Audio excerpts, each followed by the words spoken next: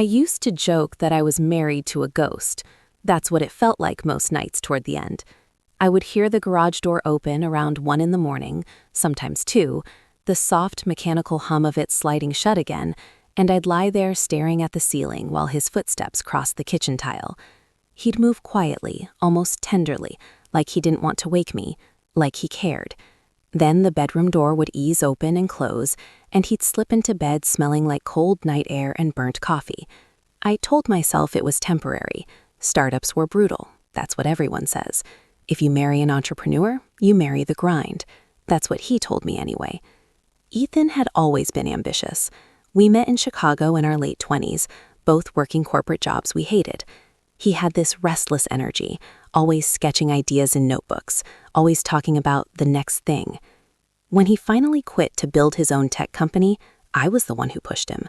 I told him we'd be fine. I had a steady marketing job. We didn't have kids yet. If there was ever a time to take a risk, this was it. At first, it was kind of romantic. Late-night brainstorming sessions at our kitchen island, takeout containers everywhere, whiteboards leaning against the walls of our townhouse in Naperville. He'd kiss me mid-sentence, eyes bright, telling me we were building our future, our freedom. Then the investors came in. Then the pressure. The late nights started gradually. I've got to meet a developer downtown. We're pitching to a VC tomorrow. The servers crashed. There was always something urgent, something that couldn't wait. He rented a small office space in the West Loop. I went once, early on. Exposed brick, folding desks, cables everywhere. It smelled like dust and ambition. I remember feeling proud. My husband was building something real. But after about a year, I stopped going. He said it was chaotic, not a place for distractions. I believed him. The first crack in my denial came on a Thursday night in March. It was freezing outside, one of those Chicago nights where the wind feels personal. He texted around 8:30 p.m. Running late, don't wait up. I ordered Thai food and watched Netflix alone. By midnight, I was half asleep on the couch when I realized he hadn't responded to my last message. I texted, "Everything okay?" No reply. At 1:17 a.m., he walked in. No laptop bag, no tired slump in his shoulders. He looked calm, too calm. "Long night?" I asked, trying to sound casual. "Yeah," he said, kissing my forehead. Brutal. He went straight to the shower. I remember sitting there, the TV flickering blue light across the living room, and feeling something shift inside me. It wasn't a dramatic revelation. It was quieter than that. Just a whisper in my gut that said, something's off. I hated myself for thinking it. Ethan wasn't that guy. He wasn't slick or charming in a dangerous way. He was awkward and intense and obsessed with code. He forgot birthdays. He cried when our dog died. He wasn't a liar. But he was changing. He started guarding his phone, not in an obvious way, just subtle, turning it face down, taking it into the bathroom. If I walked into the room while he was texting, he'd lock the screen without even realizing he did it. One night, I reached for it playfully while he was cooking pasta. "Who are you texting so much lately?" I teased. He snatched it back too fast, way too fast. "Work," he said, slacks blowing up. I laughed it off, but my stomach tightened. The real moment, though, the one that blew everything open, came because of a credit card statement. I handle our finances. I always have. Ethan's brain is wired for big picture ideas, not due dates and balances. So every month I go through the statements, categorize expenses, make sure we're not bleeding money somewhere. That month I noticed a charge for an apartment complex in River North. It wasn't huge, but it wasn't small either. $2,400, labeled as a monthly rent payment. I stared at it for a long time, convinced it had to be a mistake. Maybe it was office space? Maybe they owned mixed-use property? But the name was clearly residential. I Googled it. Luxury apartments, floor-to-ceiling windows, rooftop pool, doorman. My heart started pounding so hard I could hear it in my ears. We lived in a townhouse we were still paying off. Why would he rent an apartment across town? I told myself to breathe. There had to be an explanation. Maybe he rented it short-term for an investor from out of state. Maybe it was temporary housing for a new hire. Except, why wouldn't he tell me? I didn't confront him right away. I wish I could say I was being strategic, but honestly, I was scared of the answer. Instead, I did something I'm not proud of. The following Tuesday, he left around 7 p.m., saying he had a late strategy session. I waited 10 minutes, grabbed my keys, and followed him. I'd never done anything like that before. I felt like a crazy person, like one of those women in Lifetime movies who lose their minds. He didn't drive toward the West Loop. He drove toward River North. I kept 2 cars between us, my hands shaking on the steering wheel. He pulled into a parking garage attached to a sleek high-rise, the same high-rise from the credit card statement. I parked across the street and sat there, my breath fogging the windshield. Maybe he was meeting someone in the building. Maybe it was a coworker's place. I watched him walk in. He didn't hesitate, didn't check his phone for directions. He moved like someone who belonged there. I sat in my car for almost 20 minutes before I forced myself to get out. The lobby was all marble and glass. A young guy in a suit stood behind the front desk. "Can I help you?" he asked politely. I swallowed. "I'm meeting my husband," I said. The word husband felt heavy in my mouth. "Ethan Cole, he just came in." The guy glanced at his screen. "Oh, Mr. Cole, yeah, he's a resident." A resident. The word landed like a punch to the chest. "Can you buzz me up?" I asked, trying to keep my voice steady. "I'm sorry, I'll need him to approve it." Of course. I nodded and walked back outside before I completely lost it. I sat on a bench across from the building, staring up at the lit windows. Which one was his? Ours? The secret one? I texted him. "How's the strategy session going?" He replied almost instantly. "Good, might be late." Late. I felt something inside me snap. I didn't go home. I waited. Around 11:45 p.m. he came out of the building. He wasn't alone. She was tall, maybe early 30s, dark hair, long coat. They were laughing. Not work laughing, real laughing, intimate. He touched her lower back as they walked toward the garage. That small gesture destroyed me more than anything else. It was casual, familiar, possessive. I felt like I was watching a stranger wearing my husband's face. They disappeared into the garage. I didn't follow this time. I couldn't. I drove home on autopilot, my mind spinning through every late night, every guarded text, every time he'd said, "I'm doing this for us." When he walked through the door that night, around 1:30 a.m., I was sitting at the kitchen table with the credit card statement laid out in front of me. He froze when he saw me. "You're up," he said carefully. I looked at him for a long moment. The man I'd built a life with. The man I defended to my friends when they joked about startup husbands and their wandering eyes. "Who lives in River North?" I asked quietly. His face drained of color, and in that split second before he answered, I knew my marriage as I understood it was already over. He didn't answer me right away. That's the thing that still haunts me. Not the lies, not even the apartment. It was the silence. He just stood there in the kitchen, keys still in his hand, staring at the credit card statement like it was written in another language, like if he looked at it long enough, it would rearrange itself into something harmless. "River North?" he repeated, buying time. "Yeah," I said. My voice surprised me. It was calm. Too calm. "The luxury apartment you're paying $2,400 a month for." He set his keys down slowly. "It's not what you think." I almost laughed. It was such a cliché line, the kind of thing people say in movies right before everything explodes.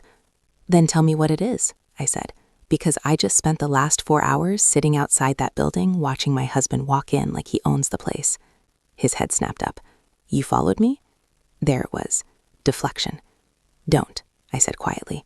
"Don't you dare turn this around on me." His jaw tightened. He looked exhausted suddenly, like the weight of it had finally caught up with him. He ran a hand through his hair and sank into one of the kitchen chairs across from me.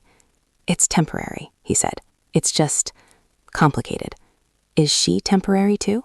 The words slipped out before I could stop them. His eyes flickered, just for a second, but it was enough. "Her name is Ava, isn't it?" I said, even though I had no idea what her name was. I just needed to force him into specifics. He closed his eyes. I felt my entire body go cold. "How long?" I asked. He didn't answer. "How long, Ethan?" 8 months. 8 months. I did the math automatically. 8 months meant it started in the middle of summer, around the time he told me the company was under insane pressure, around the time he started sleeping at the office 2 or 3 nights a week. 8 months of kissing me goodbye. 8 months of crawling into our bed after being with someone else. 8 months of telling me he loved me. "Is she an employee?" I asked. "No." "Investor?" "No." "Then what?" He swallowed. "We met at a networking event. She works in product design. We just connected." Connected. I stared at him, trying to reconcile this version of my husband with the one I knew. Ethan was awkward in social settings. He hated small talk. He barely made eye contact with strangers. But apparently he could connect. "You rented her an apartment?" I asked. "It's not like that." "Then what is it like?" My voice cracked for the first time, because from where I'm sitting, it looks exactly like that. He leaned forward. elbows on the table, hands clasped, like he was about to pitch me a business plan. I needed space, he said. The startup, it's failing. I blinked. That wasn't what I expected. What? We're burning cash. Investors are getting nervous. I didn't want to stress you out. Every time I walked into this house, I felt like I was failing you, failing us. So you decided to cheat on me? I said flatly. It wasn't supposed to happen, he snapped, frustration bleeding through. I was drowning, okay? I felt like everything I'd built was collapsing. And when I met Ava, she didn't see me as the guy who might lose everything. She saw potential. She believed in me. I felt something bitter rise in my throat. I believed in you, I said. I'm the one who told you to quit your job. I'm the one who covered our bills when you weren't paying yourself. I'm the one who stayed up until 2 a.m. listening to you panic about server crashes. I know that, he said quickly. That's exactly why it's different with you. Different? I shook my head slowly. You mean harder? It's harder with me because I know the real you. He didn't argue with that. The kitchen felt smaller, like the walls were inching inward. I stood up and walked to the sink, staring out into the dark backyard. Our patio lights were still on. We'd strung them up 2 summers ago during a barbecue with friends. Everyone had joked about how perfect we were, the power couple building an empire. I turned back around. Why the apartment? I asked again. Why not just a hotel? If you were going to blow up our life, why make it so permanent? He hesitated. And that hesitation told me more than any answer. She didn't want to be a secret, he said finally. The words hit like a physical blow. So you gave her a home. It's not a home, he said defensively. It's just a place. A place you pay for, a place where you spend your nights, a place the concierge calls you a resident. He flinched. I heard that, by the way, I added quietly, when I went inside. His eyes widened. You went inside? Yeah. I asked the guy at the desk to buzz me up to see my husband. He told me you were a resident. The humiliation of that moment came rushing back, standing in that marble lobby like an idiot. Ethan looked genuinely shaken now. I never meant for you to find out like this, he said. I let out a sharp laugh. How exactly did you picture it? A PowerPoint presentation? Honey, I know I've been busy saving the company, but surprise, I have a second life across town. He rubbed his face with both hands. It's not just sex, he said quietly. That was the worst possible thing he could have said. My chest tightened. You think that makes it better? I care about her, he admitted. The air left my lungs. For a second, I couldn't speak. All I could hear was the refrigerator humming in my own heartbeat. Do you love her? I forced myself to ask. Silence again. That silence was the answer. I felt tears finally spill over, hot and unstoppable. I hadn't cried yet. I'd been running on adrenaline. But now it all crashed down at once. We've been married 6 years, I said, my voice shaking. 6 years, Ethan. We were supposed to start trying for kids this fall. He looked wrecked, but not wrecked enough. I didn't plan this, he said. It just grew. Love doesn't just grow in a vacuum, I snapped. It grows because you water it. You fed this. You built it. You paid for it. I thought about every night I'd eaten dinner alone. Every time I told my mom, he's just busy. Every time I defended him to my friends. Does she know about me? I asked. He hesitated again. Oh my God, I whispered. She doesn't.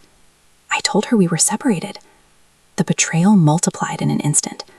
So not only are you cheating on me, you're erasing me. It was easier that way, he said weakly. Easier. I walked back to the table and slid the credit card statement toward him. You need to decide something, I said. Right now. He looked up at me, eyes red. You don't get to have 2 lives, I continued. You don't get to come home here when it's convenient and play house with her when it's exciting. If you want her, then go. Pack a bag and go to your luxury apartment. He swallowed hard. And if I choose you? He asked. I stared at him for a long time. That depends, I said. Are you willing to end it? Completely? Tonight? In front of me? He hesitated. Just for a second. But that second was everything. In that tiny pause, I saw the truth. He wasn't choosing between 2 apartments. He was choosing between 2 versions of himself, and I wasn't sure he wanted the one that came with me anymore. That second of hesitation stretched longer than any silence I'd ever experienced. I watched his face like I was studying a stranger at an airport terminal, trying to decide if they were dangerous. His mouth opened slightly, then closed. His fingers twitched against the edge of the credit card statement like he wanted to push it away but didn't dare. "Ethan," I said quietly, "it shouldn't be hard." "I'm trying to think," he said, almost pleading. "This isn't just flipping a switch." Something inside me hardened right then. Flipping a switch? That's what ending a marriage was to him. A mechanical decision. A toggle. "I didn't hesitate when I chose you," I said. "Not when you quit your job. Not when you drained our savings to keep your company afloat. Not when you told me we needed to refinance the house to buy more runway." "That's not fair," he shot back. "Those were business decisions." "No," I said. "They were life decisions, and I made them with you, without hesitation." He stood up abruptly, pacing across the kitchen like he used to when he was rehearsing investor pitches, back and forth, back and forth. "You think this is easy for me?" he asked. "You think I woke up one day and decided to blow up my life?" "I think you woke up every day for 8 months and chose her," I replied. That landed. He stopped pacing. The truth hung between us, raw and ugly. "I didn't mean to fall in love with her," he said quietly. There it was again. Love. It felt like someone pressing their thumb into a bruise that hadn't fully formed yet. "Say it clearly," I said. "Don't dress it up. Do you love her?" His eyes met mine, and this time he didn't look away. Yes. I physically staggered back like I'd been shoved.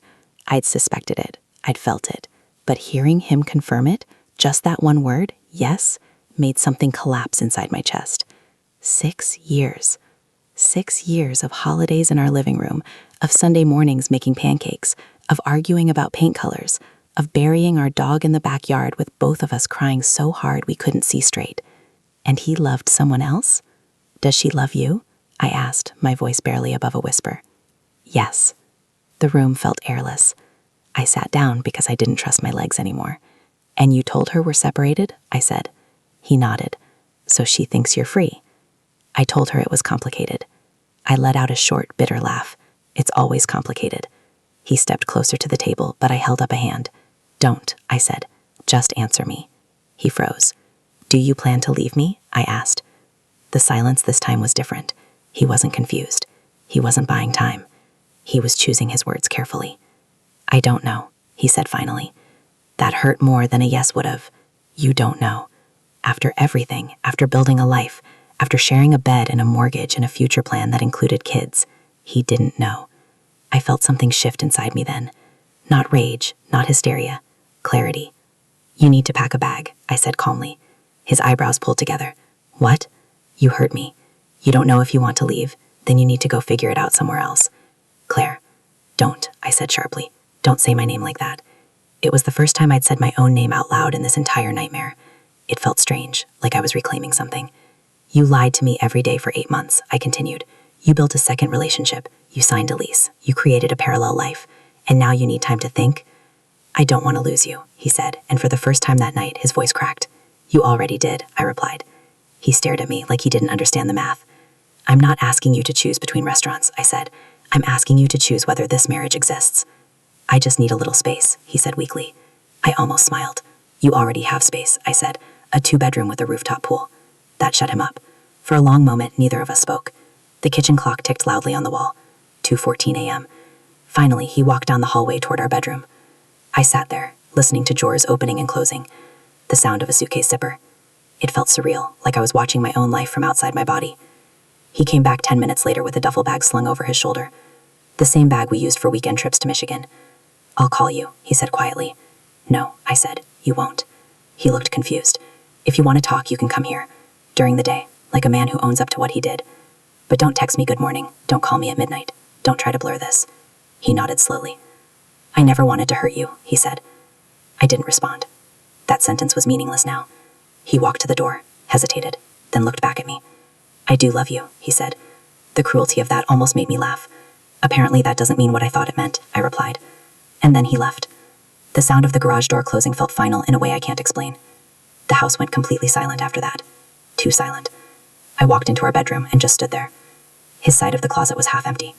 A few hangers swinging slightly like they had just been distorted. I sat on the edge of the bed and finally let myself fall apart. I cried until my throat burned. Not loud, dramatic sobs. Just this steady, broken leaking of grief. I wasn't just mourning him. I was mourning the version of my life I thought I had. Around 4 a.m., I grabbed my phone. I don't know why I did it. Maybe I needed confirmation. Maybe I needed to see the enemy. I opened Instagram and typed his name. He'd never posted much, but I scrolled through his following list, looking for someone new. Someone recent. It didn't take long. Ava Martinez. Her profile was public. I clicked. She was beautiful. Of course she was. Long dark hair, sharp cheekbones. The kind of effortless style that looks like you didn't try, even though you clearly did. Photos at trendy restaurants in the West Loop. Rooftop shots. Lake Michigan sunsets. My stomach twisted when I saw a picture posted 3 weeks ago. A skyline view at night. The caption. Grateful for new beginnings. The view looked familiar, because I'd been sitting across the street from it. I zoomed in, my hands shaking. There he was. In the reflection of the window behind her. Slightly blurred but unmistakable. My husband. In their apartment. I stared at that image until the sun started to rise. That's when the second wave hit me. This wasn't just an affair. It was a life he was curating publicly. A narrative. And in that narrative, I didn't exist. He hadn't just cheated. He'd rewritten history. And as the morning light filled our bedroom, I realized something else. If she thought he was separated, she had no idea she was part of a lie too. And for the first time since I found the apartment, I felt something other than heartbreak. I felt angry. Not explosive, screaming angry. Focused angry. Because Ethan might not know what he wanted. But I was starting to know exactly what I did. I didn't sleep at all that night. By 7 a.m. I was still sitting on the edge of our bed, staring at Ava's Instagram like it was evidence in a trial. The more I looked at it, the clearer the timeline became. A dinner photo in July. A rooftop pool shot in August. A blurry date night selfie in September. Every time he told me he was pitching investors or dealing with a production crisis, there was another carefully filtered moment of their life together. It wasn't messy. It wasn't some chaotic affair born out of desperation. It was curated. That's what made it feel so deliberate. Around 8:15, my phone buzzed. His name lit up the screen. I let it ring. Then a text. I'm sorry. Can we talk later? I stared at it for a long time before locking my phone without responding. He wanted to talk later. After he'd slept in her apartment? After he'd crawled into the bed I now knew so well from her posts? No. If there was going to be a conversation, it was going to be on my terms. By 10 a.m., I had showered, dressed, and driven into the city. I didn't tell him I was coming. I didn't call. I didn't warn anyone. I parked in the same garage I had the night before and walked straight into the building. The same guy was at the front desk. Hi, I said evenly. I'm here to see Ethan Cole. He glanced at his screen again.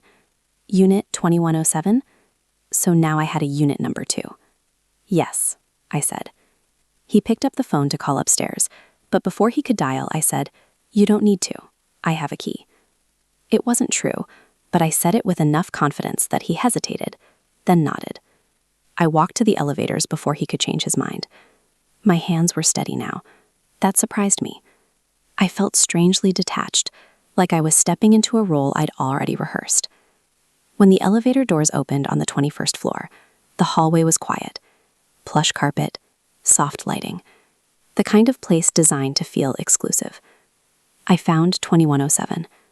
I knocked. There was a pause, then movement inside. The door opened, and there she was. Up close, she looked younger than I'd expected. Maybe 30, maybe less.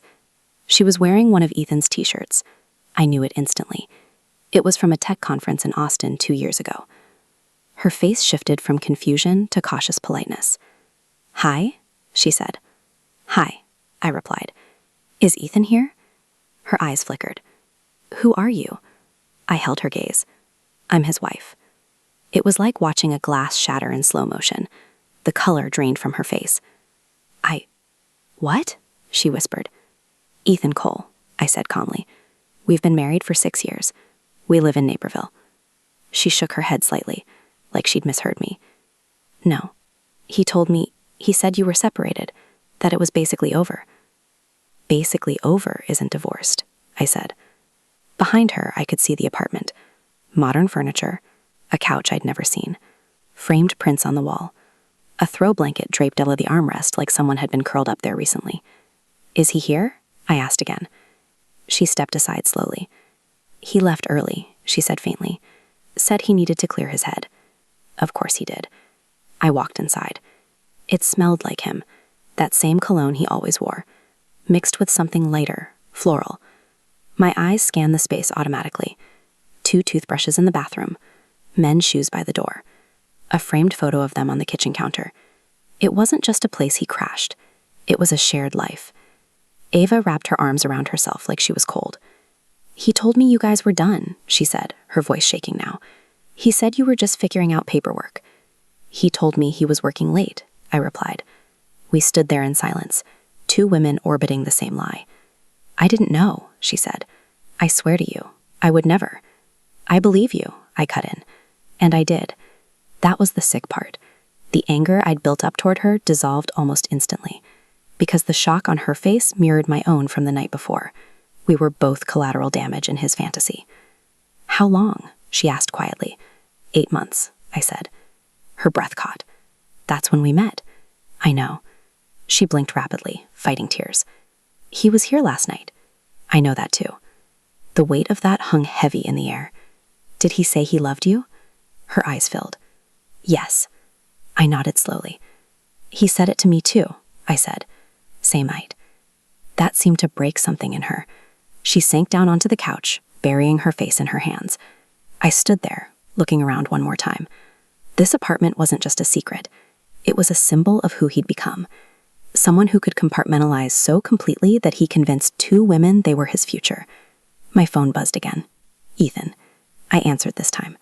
Where are you? He asked immediately, panic in his voice. In River North, I said evenly. In your apartment. There was silence. Then, Claire, don't. I'm not yelling, I said. I'm not breaking things. I'm just standing here with Ava. I watched her flinch at the sound of her name. You told her we were separated, I continued. You told me you didn't know what you wanted. Please, he said, his voice cracking. You can't, I replied calmly, because the problem isn't that you love 2 people. The problem is that you lied to both of us. He didn't argue with that. I'm filing for divorce, I said. The word felt heavy, but right. You don't mean that, he said quickly. I do. Ava looked up at me then, eyes red, listening to every word. I'm not competing with her, I continued. And she shouldn't have to compete with a ghost version of me either. Claire, please, he said again. I took a slow breath. You need to tell her the full truth, I said. Every detail. Not the curated version, the real one. And you need to figure out who you are without building secret apartments for it. Then I hung up. The room was quiet again. Ava stood slowly. I'm so sorry, she whispered. I know, I said. I walked to the door, then paused. For what it's worth, I added. If he'll lie to me for 8 months, he'll lie to you too. Her face tightened. She knew it. When I stepped back into the hallway, I didn't feel triumphant. I didn't feel shattered either. I felt clear. The elevator ride down felt different from the night before. Lighter somehow. Like I'd shed something heavy. Outside, the city was bright and loud and alive. People rushing to work. Taxis honking. Life continuing. My phone buzzed again. Another call from him. I silenced it. 6 years of marriage don't disappear in a day. I knew there would be paperwork, lawyers, conversations with family, awkward explanations to friends. But as I walked toward my car, one thing settled firmly inside me. He didn't lose me because he loved someone else. He lost me because when I asked him to choose, he hesitated. And that was all I needed to know.